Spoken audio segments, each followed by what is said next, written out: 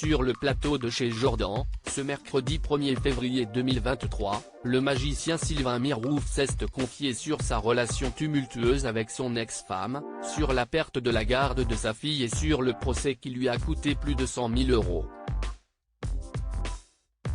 Sylvain Mirouf, le magicien, qui a connu son heure de gloire du milieu des années 90 au début des années 2000, avait soudainement quitté la scène avant de faire son retour fin 2020. Les raisons ? En partie par amour pour sa fille. Quand j'ai eu ce petit bout de chou, ça m'a posé un cas de conscience. Je voulais pouvoir sortir dans la rue sans être enquiquiné tous les 50 mètres. Je voulais qu'elle grandisse normalement, avait-il expliqué sur Fréquence Edge. Cependant, triste nouvelle, en juillet 2020, Sylvain Mirouf a révélé qu'il ne voyait presque plus son enfant. Ça fait quelques années que ça dure. La séparation avec sa mère s'est très mal passée, avait-il confié à Télé Loisirs. Conséquence, cela fait 1 an que je ne l'ai pas vu. Je connais beaucoup de couples qui connaissent des difficultés après une séparation, mais moi je figure dans le top 10 du pire, avait déclaré l'illusionniste.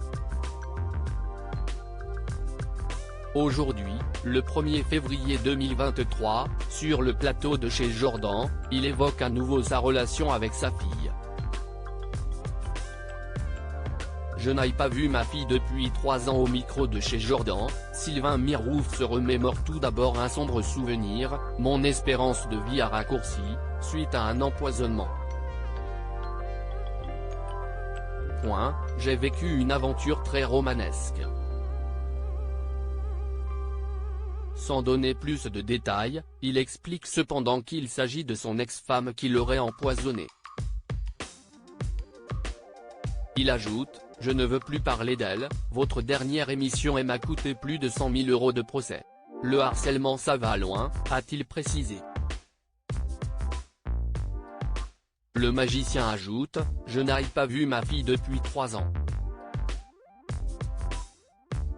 J'ai passé ma vie à la protection de l'enfance. Ça s'appelle de l'aliénation parentale. Je n'ai aucune nouvelle, je ne peux même pas lui parler. Quand une mère fait du chantage au suicide, on ne peut rien faire. Elle lui dit: si tu vois ton père, je me suicide, explique-t-il un sourire triste aux lèvres. Aujourd'hui, sa fille a 16 ans. Elle n'a aucune nouvelle de moi. Si elle m'entend, je lui dis que je l'aimais de tout mon cœur, de toute mon âme. On espère que sa fille entendra ce doux message.